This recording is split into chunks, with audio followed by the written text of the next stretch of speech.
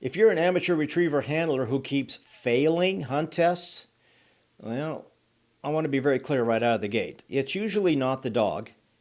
It's what the amateur handler doesn't see yet. Now, I've been training retrievers for over 30 years as an amateur, not a professional, not a kennel operator.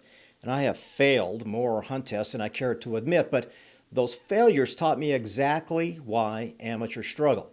Amateurs don't fail because they don't care or they aren't working hard enough. They fail because they're missing a few critical fundamentals that matter far more than fancy training. So let's walk through some of the biggest ones. First bullet point is lack of experience. Now, experience matters, and most amateurs just don't have quite enough of it yet. Now, you can't stimulate test pressure at home when you're training by yourself. Experience teaches what exactly matters. Failing early tests is normal. It's normal, people. Don't get so discouraged by it. It's a normal thing. You don't know what you don't know until a hunt test shows you. Moving to the next topic, lack of training. Clarity, not hours. Now, this one surprises people. Most amateurs aren't under training. They're training the wrong way. Training drills equals test readiness. Dogs need clarity, not more reps. One concept at a time. More training doesn't fix confusion. Better training does. Not understanding the rule book. Read the rule book. It's very important. You would be shocked at how many amateurs enter hunt tests without truly understanding the rule book. Judges don't score like trainers or handlers. Perfection isn't required, but certain mistakes matter more than others. You can fail a hunt test even with a talented dog just by misunderstanding what's being judged.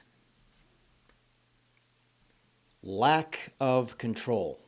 Control is where most amateur teams break down. Control before excitement. Steadiness under pressure. Handling problems start before the send. A fast dog without control is just a mistake waiting to happen. And that leads us into our next topic. Speed kills results. Slow down. Take your time. Now, this is a big one. Speed kills your results. Rushing steps, rushing sends, rushing decisions. Calm down, people. Calm down. Calm handlers create calm dogs. Slow down, and your scores will improve immediately. Not knowing where the blinds are. Amateurs fail tests before they even send their dog. Not marking blind locations. Not visualizing the line to the blind. And poor pre-send planning. You should know exactly where the blind is before you send the dog. It's critical, and I can't emphasize this enough. You need to get the dog just slightly downwind. Now, I judged a master test last year, and we were running with 2 mounds, okay? And we had gun stations kind of between those mounds. Well, on one of those mounds, on the top of it, was the location for a blind retrieve. I probably failed 3 or 4 handlers that weren't paying attention, and they actually went to the wrong mound. And by the time they got to the far right mound, they were so far offline that they couldn't recover and come back into it. So it's critical that you see where the blind planters come out and put the blind. Not watching the test dog. The test dog gives you free information. Free. If you're not paying attention, you need to start paying attention to the test dog. Example, which way the wind blows. What factors influence the dog's running to marks and running to blinds. Cover changes. Where dogs struggle. You need to pay attention to the test dog. Amateurs who don't watch the test dog are choosing to be surprised. That sets you up for failure. My advice is get your cell phone out, watch the test dog, and videotape it. Find out which way the marks are being thrown.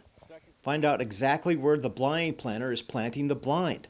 Take that video back to your vehicle if you're not running early and watch it several times so you can get a crystal clear idea of how you're going to tackle the test. Good advice right there. Take advantage of it.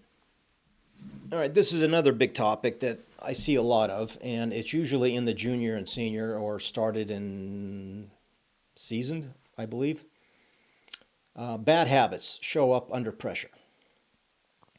You know, hunt tests don't create bad habits, they expose them. However, creeping, poor line manners, losing handling standards, if it shows up at a hunt test, it's been there all along. And my best advice is don't run weekend after weekend after weekend after weekend. Don't run 3 or 4 consecutive weekends. Try and break it up if you can. Some parts of the country, probably that's the only option you have. But if you can break it up over a summer, run 1 or 2 a month, that's the best advice I can give you, because dogs learn horrible habits at hunt tests, especially in the junior and in the senior. What kind of habits, bad habits am I talking about? The excitement of being at the event with all the people, the noise, they just get so jacked up, it's crazy. And they learn to pull you to the line, pull you from the truck to the next hold'em blind to the next hold'em blind, and by the time you get up to the line, they're so out of control, you can hardly handle them. Those expose your bad habits that you need to work on for 2 or 3 weekends before you run the next one. That's just an example. So it's my advice, don't get ribbon blindness and want that ribbon and you want that title so bad that you just want to get it over and done with in 4 or 5 weekends. No, don't do that. Because down the road, those bad habits, some of them, you just cannot erase. So you need to pay close attention. You need to write them down. You need to have your significant other, your family, your friends, whoever, videotape you while you're running to expose those bad habits and see what the dog is doing. This is the most important one. Failures is feedback. Emotional reactions block learning. Write things down after every test. Amateurs who succeed aren't the ones who fail less. They're the ones who learn more. All right, the last bullet point I want to go over with you. Shit happens. And I'll give you some advice here. Things happen at a hunt test. They can be very bizarre at times at any dog sporting event. Sometimes you get no birds. You can walk to the line 3 or 4 times. You might get 3 or 4 no birds. You're going to be asked to come back in 2 or 3 dogs. You may be asked again to come back in 6 dogs. And if they keep happening, you may be asked to come back at the end. And that's incredibly frustrating, and that can really jack up a dog. I'll give you one example. I'm running the Master Amateur Invitational in Giddings, Texas. My dog Radar, we get to the 6th series after the 5th day of running. All right, they have a triple and a double blind. They throw an island bird, or a bridge bird, I believe is what it's called. So they throw a bridge bird, and then they shoot the flyer last, but it's in line with the bridge bird. So he gets the bridge bird, and his flyer went way farther than most of the other dogs, and they did not call a no bird. So I'm forced to try and go get this, but the wind was blowing off that bridge mark out into the water, and he's running the 2nd day they've been running this, so there's an incredible amount of scent there. And I already had my 2 handles, and when he went to go get the flyer, there was an out of order flyer. I believe it was an out of order flyer. I'll have to look at that. But anyway, he got the bridge mark, and then I sent him for the flyer, so he has to go past where he's been. So he gets out in the water and he smells all that scent, and he hooks back into that bridge mark, and he failed. He's out. So, I failed on the last test on the 5th day. Went all the way down to Giddings, Texas. So again, shit happens. It just, weird things can happen at hunt tests. Sometimes it's fair, sometimes it's not fair. But don't get butthurt over it, and don't have an inflamed ego that you're going to write down the judge's name in your little black book and say, I'm never running under that person ever again. that's not for you. I mean, if you get that jacked up over it and upset, then maybe this isn't the sport for you. But you got to calm down because this happens to everybody. Okay, and take that from my heart to experience. Things happen. They happen at field trials. They happen at hunt tests. They happen at national events. Things, just weird things happen, and you just got to be prepared for it and kind of shrug it off and say, you know, the wind changed, the sun's in my face. There's a million excuses of why your dog may have failed, but those are the experiences that you got to take and work on.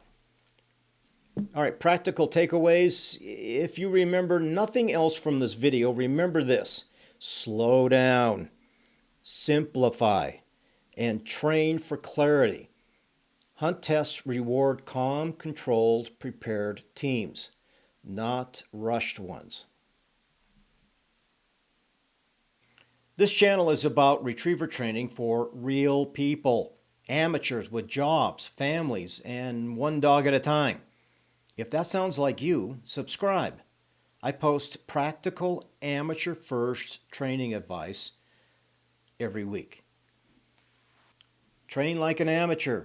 Think like a pro.